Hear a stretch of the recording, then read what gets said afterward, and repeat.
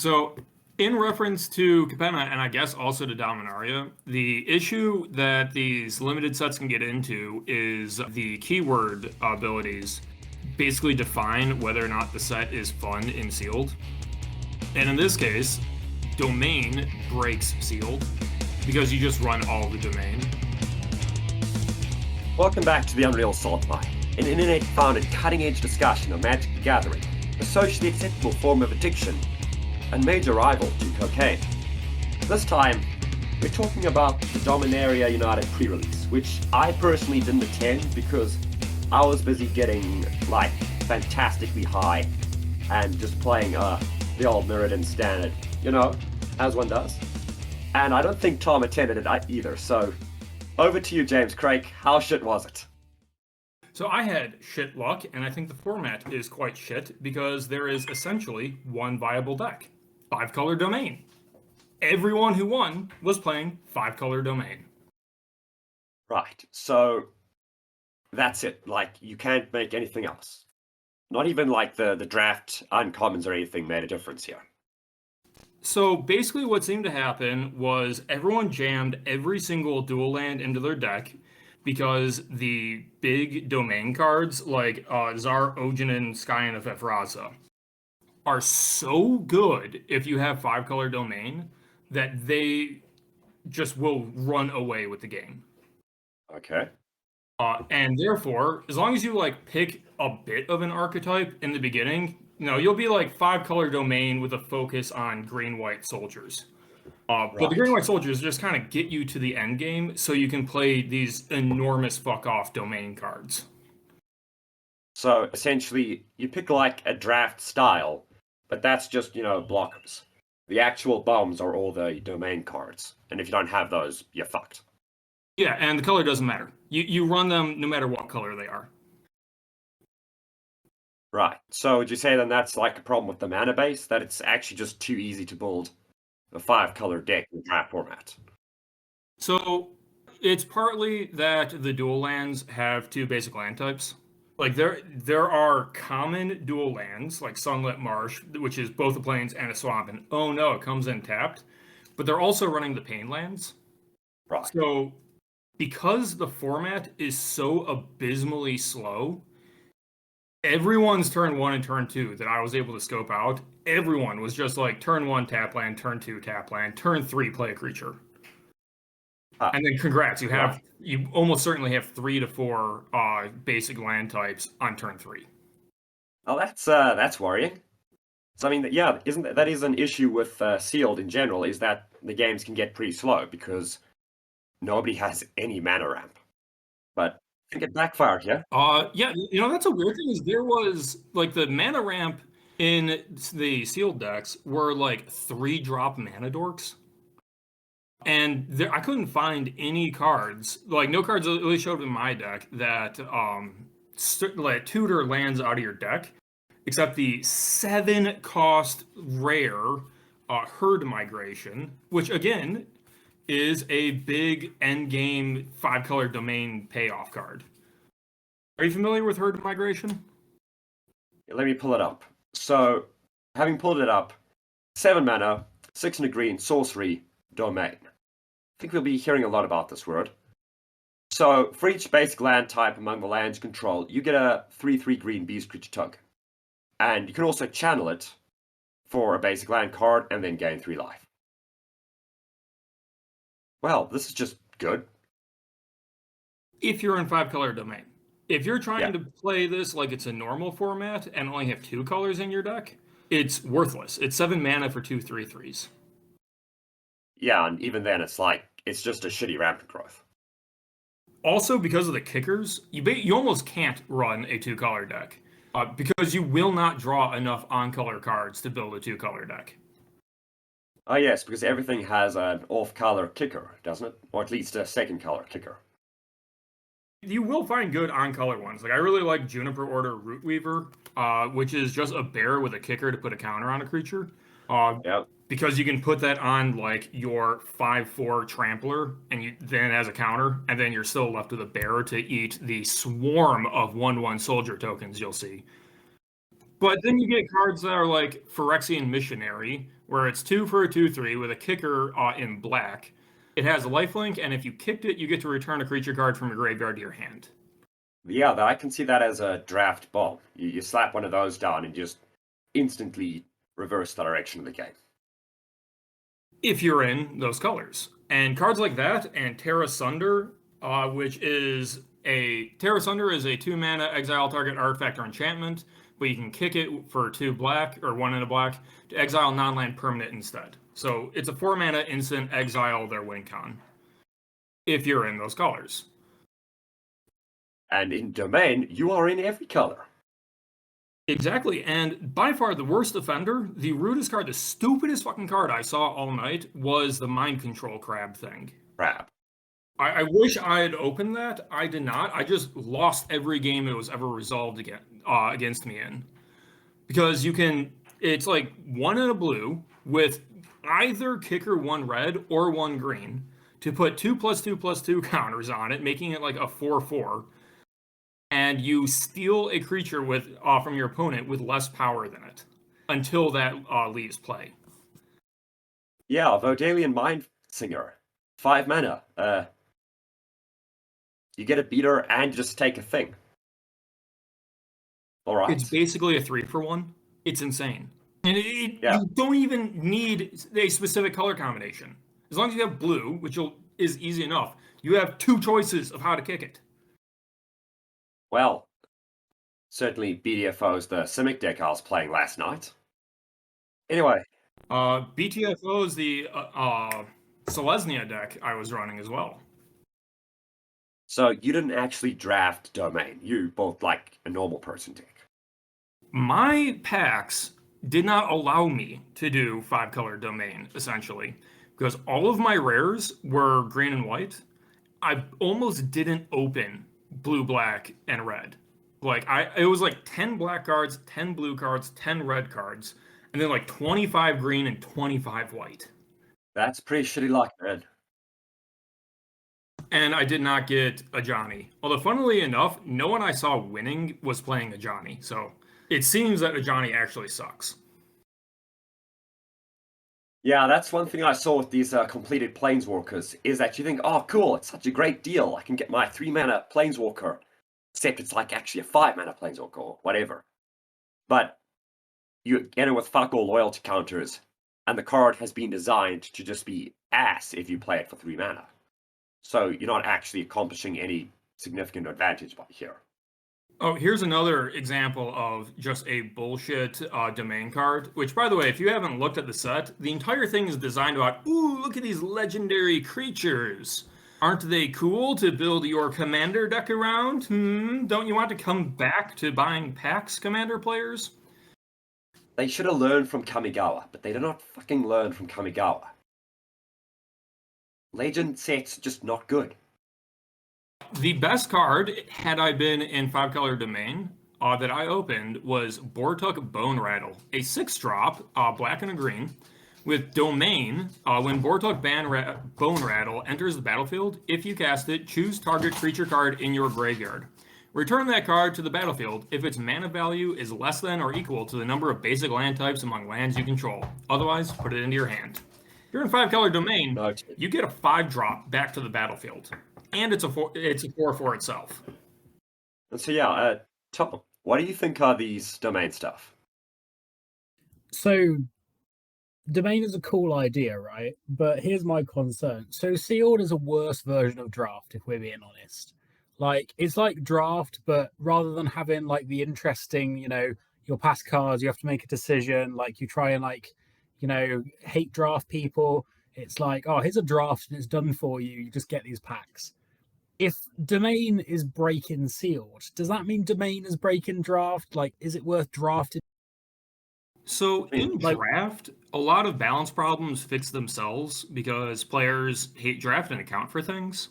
Which means that for starters, it's very unlikely that any one person is going to just get a full set of dual lands, right?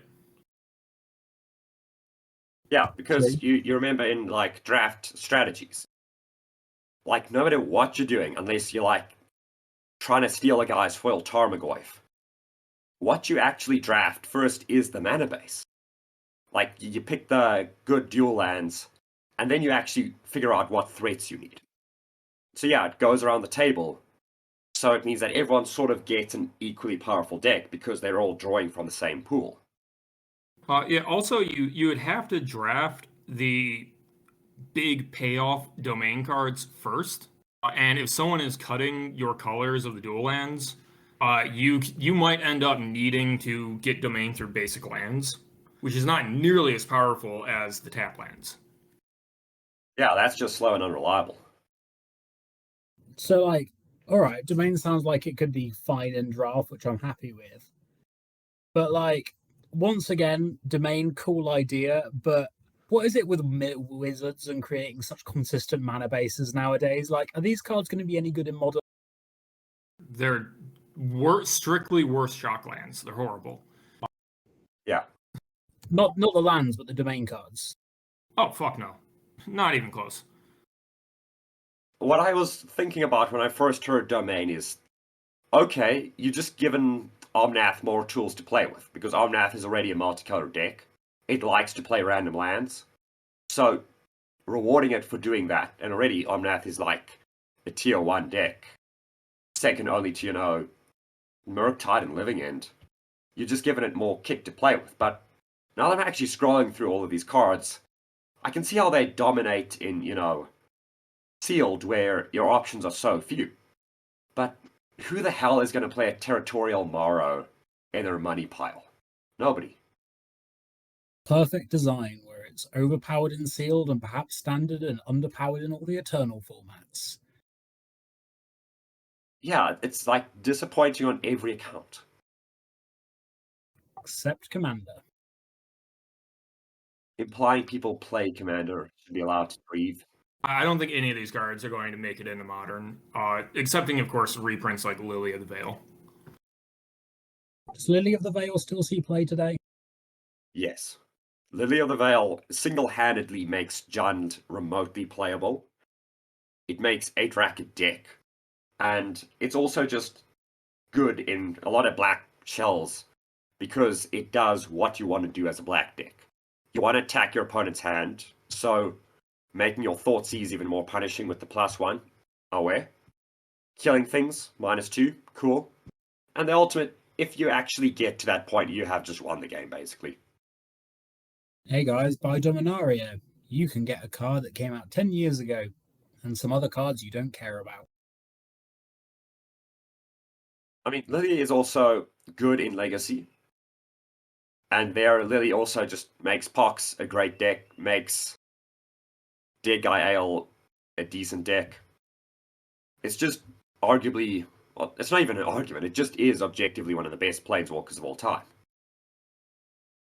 But looking through this, I don't think anyone's going to be playing, as we said, the new Ajani. What deck needs the new Ajani? What strategy can you build around this card in an Eternal format? Hell, what strategy can you build around this guy in Modern? Did you see anyone get Lily, James, on Friday night? I didn't. I saw several Ajani's. I think that's because Ajani was a possible promo. I did not see anyone pull Lily. And unfortunately for me, I didn't even open a Mythic in my 6-packs. And then because I got land screwed and had to mull to 5 multiple times, I didn't even win packs at the end. I went 2-2. I'll be setting this deck on fire later today, by the way. By the way, I'm speculating right now, but I think Haunting Figment is actually going to see play. Maybe not the best. So it is a 1 and a blue for a Vigilance 2/1 that can't be blocked as long as you've cast an instant or sorcery spell this turn. It sounds like a poor man's Ledger Shredder, to be honest. We'll play it with Ledger Shredder. Yeah. Just give Murktide more toys. I'm not sure it'll go into Murktide because Murktide is pretty tight with, well, Murktide, Ledger Shredder, and Darcy. But there might actually be some janky, like, is it tempo deck? Well, I guess Murktide is the is it tempo deck, but there might be something that needs another 2-drop on top of Ledger Shredder. Actually, looking at this, I'll tell you what Haunting Figment will go in. Pauper Ninjas. Yo, that's correct. I agree on that front. Yeah. For reference to anyone who, doesn't care about Pauper, not sure why, because it's like it's a good format. It's like Legacy, except affordable. But anyway, Ninjas slash Fairies is a blue-black deck that revolves around playing fairies, which have flying, and specifically spells that are sprite spells. Fuck, it works on me now. The thing that when it enters, you can counter something if its mana value is less or equal to the number of fairies you control. It has flash. You play things like that, you chip in for damage, and then you ninjutsu in the ninjas. Because common level ninjas are actually playable. They're decent cards. Especially after the new Weeb Kamigawa. They're actually good. So this is like a tier 1 deck in Pauper because removal in Pauper is just really bad. And most decks can't just handle flying creatures. And card draw, and counter spells. Especially when spells for Sprite is so fantastic, along with the other fairies, which, scry or do other utility effects, is that you pick them up when you put the ninja into play. Which means you can just play them again. I can see Haunting Figment in that deck because it's an unblockable 2-1 with Vigilance. I should build a new Pauper deck. I used to play Delver Kiln Fiend, and during my hiatus, they basically banned every card that made the combo. And the deck's just not very fun anymore. Like, yeah, I guess it works, but it's not the free cards that it used to be. Right. Okay. That's pretty shit. Are you not familiar with what they did to Delver Kiln Fiend? I'm not. I don't really keep that much track on the Pauper meta. So tell me, how did they ruin your deck? So, if I recall correctly, I'd probably have to double check this, but Kiln Fiend gets +3/+0 for every instant or sorcery spell you cast that turn. And you can run stuff like Assault Strobe, which is 1 red to give a double strike. I always found that to be kind of unnecessary, 5 years ago before the bans, because you could just run free blue spells like Gitaxian Probe, Gush, and Daze. What? So, like, after they've failed to block your dude, and you run like Vapor Snag to bounce their blocker before they can get in, because you're basically going for turn 3 using, just bouncing your lands to your hand to cast the spells. You can just straight up hit them for 15 and then like finish them off with bolts and delvers. But they said, no, this is Pauper. You're not allowed to have fun. And they banned every single blue spell that doesn't need mana to be cast. Yeah, I see. Gush is now banned in Pauper, actually. Man, that card is good. It's just so fucking good. Gosh. No need to gush about it.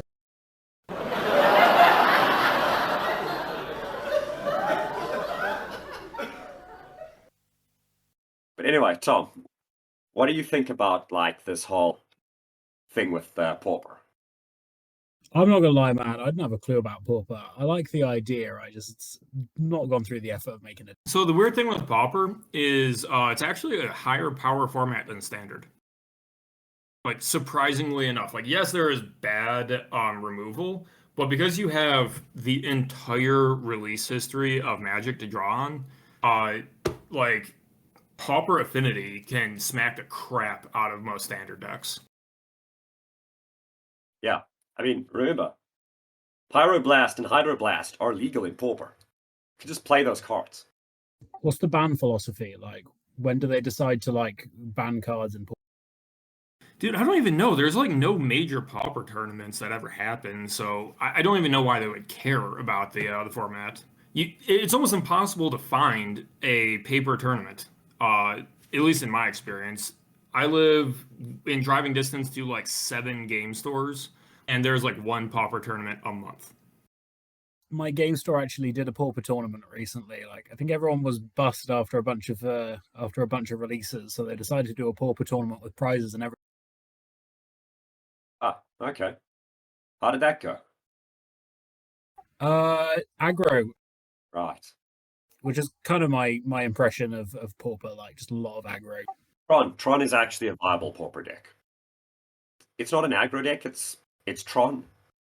It actually makes good use of Cascade, which is questionable in of itself. So, James, question. So, this was a rubbish sealed format. Like, when is sealed good in your mind? So I'm with you in that I vastly prefer draft to sealed because, like, Kamigawa was a phenomenal draft format. I think actually Capenna was better sealed than draft because the sealed packs actually gave you something to build around, which gets like enough of the draft flavor. But Capenna was just a bad set as well, in my opinion. I hate Capenna.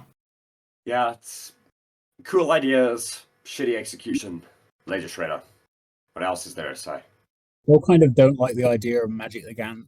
Magic the what? Gang War? Yeah.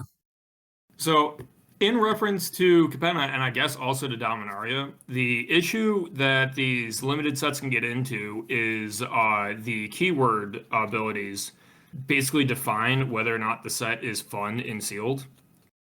And in this case, domain breaks sealed because you just run all of the domain. And in Capenna's case, it actually their keywords were so good that they broke draft, in my opinion, because you could not actually build like a blitz deck in draft. It was impossible to build a blitz deck because the cards were so good for every deck in that color that they were like pick 2, pick 3 cards, and you would only ever get 2 in your entire deck, and that was 3 if you're in both red and green. So because the archetypes were in such high demand without being parasitic, you couldn't actually build them. So I guess I'm now defending parasitic mechanics because if they're not, you can't actually use the archetype. Yeah, and that's why I maintain my opinion that Khans of Tarkir was probably one of the best sealed and draft archetypes in living memory because it had parasitic mechanics, but the power level of the cards was also decent enough that you could just build good stuff and stand a chance. Same with the Return to Innistrad stuff. The Eldritch Moon stuff was also just solid enough to give Stompy a viable chance of victory. That and I, won both of them at my local game store, so obvious bias is obvious bias. It's just the problem with when they design sets where they want to push like specific mechanics, and to do that, or like archetypes, and the whole thing just revolves around, oh yeah, this set is 4 different archetypes, choose the one you want to do. Like, chaos drafts are pretty cool because they, you don't have that anymore. Can you explain chaos drafts, please? Not familiar with that one. Have you not heard of so chaos drafts? You buy like a bunch of packs from a bunch of different sets, and then you draft using like packs from a bunch of different sets. It can be a bit janky because like you can get cards that don't synergize with anything particularly, but it kind of breaks through that. Oh, I'm definitely going to have to get domain because domain cards are the only good thing in this. Chaos drafts are a lot of fun. Also, if you have a big game store, they can end up with like old supply of bad packs. Like, who is going to go back and buy packs of Eldraine? Chaos drafters. They're like the only people who will. At that point, though, why not just build a cube? Well, as someone who built a cube, A, it's really hard. B, I don't know, build a cube. It's great. But for the game store wants to host these chaos drafts to basically move their old product. Like, obviously, the current set that's being printed, they can always order more of, and that's how they fund all their their Warhammer 40K that loses them money. But they'll end up with stacks and stacks and stacks of the bad sets, and they need something to move them. And chaos drafts are fun, so it's one way to get cards and crackbacks and compete and get prize pool and such. Right, I see. Cubes are fun, but as James said, like, somebody has to take a lot of time to make one, and like it's very easy to make them badly, like just not balanced. Yeah, like my opinion on a cube is, unless you actually figure out how to design a cube, which is, as we've agreed, effort, just get your one like rich friend to buy a box of the latest master set or whatever. Whatever you crack in that's the cube. Just leave it. Replace all the actual valuable cards with decent rares, bada bing, bada boom. So they are coming out with a new unset, which historically were really good for like buy 1 or 2 boxes and just sleeve that up as a draft set. Because they were like funny cards because they're an unset. Did they design stickers specifically to prevent that? Perhaps. Because, oh yeah, you have to peel the sticker off, you have to put the sticker back on. Who greenlit this mechanic? I want them to print another conspiracy set, because when they actually designed the set around drafting, they made a really cool set. I had a lot of fun drafting conspiracy like 8 years ago or whatever. Yeah, and conspiracy, you could also just reprint random weird shit that wouldn't get reprinted otherwise. Put cards in it. There is another option though, and that is a redacted cube, which I have built and I still need to play, but unfortunately my cube is, like my actual singleton cube is so good that whenever I get together with my friends, they're like, let's play the one we know is good. Because a redacted cube might be a pile of dog shit. What is a redacted cube? So you take all the shit cards, like say my entire sealed pool that lost me the tournament last night, or 2 nights ago, I guess, and you take a Sharpie to it, and you just remove like mana cost or clauses or whatever is making the card bad, and you just black it out, and then you play the card as though that text didn't exist. So you could like take Sunlit Marsh and just remove the part where it says it enters battlefield tapped, and you have dual lands for your cube. That sounds pretty fun and creative. And it's free. Like I don't even have matching sleeves. I just started sleeving it up with all my random useless, I've got 10 leftover orange Dragon Shield sleeves. What am I ever going to do with these? Like, you can't sleeve up a 10 card deck, but you can stack up a redacted cube with it, because who cares if the sleeves don't match? This is a stupid draft cube anyways. Right. And it's not like you're actually going to remember what is what sleeve. That's how you get booted from the frame group. The only catch there is the reason I did that was so that I could reuse the basic lands for my singleton cube, which my singleton cube is all black sleeves, which means all the basic lands are black sleeves.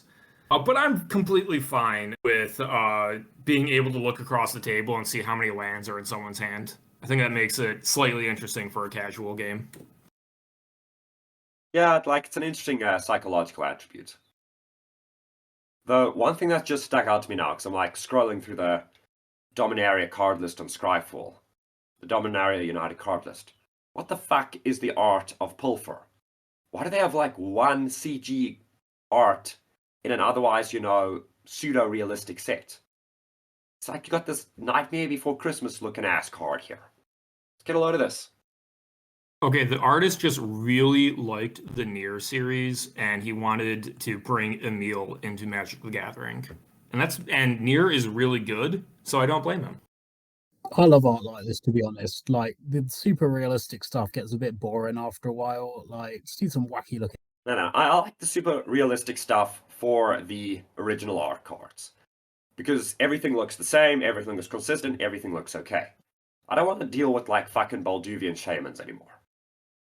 I want, the special kooky fun art. That's secret layers, that's foils, that's etched stuff. That's box toppers. But like the normal stuff, no, it's got to be consistent. I mean, who the hell is Tiny Bones? Am I supposed to care who Tiny Bones is? I don't know, man. Stasis original art on everything in my mind. Stasis original art on everything. They couldn't do that. I should probably just be playing Pokemon, to be honest. That would solve certain things. I mean, I'm just going to be playing poker at this point. That's my IRL card game. You can actually make money from poker. It's the opposite of magic. No, what else can make you money? Making your own card game and selling it. Surprisingly hard, though. Like, to make one people actually want to play. I believe it, but I'm going to give it a go. Because I've got some good ideas. I want to take the best mechanics of Magic the Gathering, which is to say drawing cards, and combine it with some other board game stuff, and I'm going to give it a go. Hey guys, since you're both doing card games, we should actually make that like next episode. We could diversify our content. That'd be funny, to be honest. I'll be playtesting it later today, because I just finished my horrible illegible handwriting on these cards. And yeah, we can do it next week if you want. Cool. Well, folks, you've got that to look forward to. Palate cleanser from bitching about Magic the Gathering. Now we can bitch about games that nobody has ever heard of. Yet. So, as always, this has been the Unreal Salt Mine. I've been LA Labuschagne. And James has been James, Tom has been Tom, and apparently Domain Ruins Sealed. Cheers. I may have gone too far in a few places.